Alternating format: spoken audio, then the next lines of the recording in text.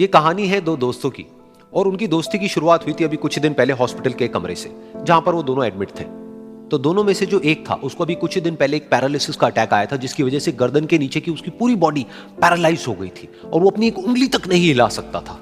और पूरे दिन जो भी नर्स उसके पास में आती वो उसको एक ही बात कहता कि मुझे कोई ऐसा इंजेक्शन दे दो जिससे कि मैं मर जाऊं, अब मैं और जीना नहीं चाहता, ऐसी जिंदगी का मैं क्या करूं।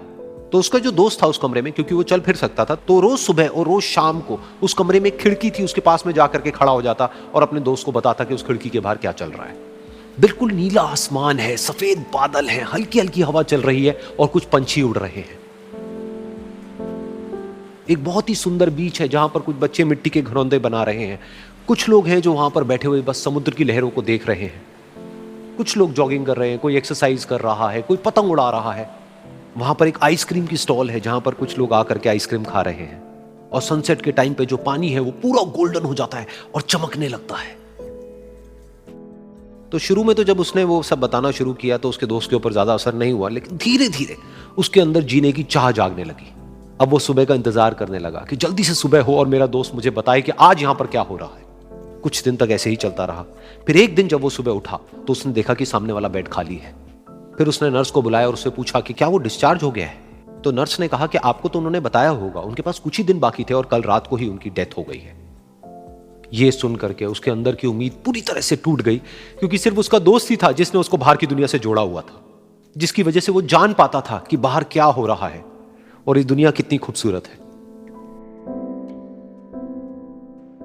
तो कुछ दिन तक तो वो रोता रहा और उसने जीने की चाह छोड़ दी।